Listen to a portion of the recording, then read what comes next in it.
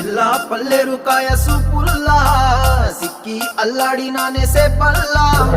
పసిడి పచ్చాని అరసే తుల్లా ధర పోస్తా ప్రాణాలు తానే అడగాల సీతా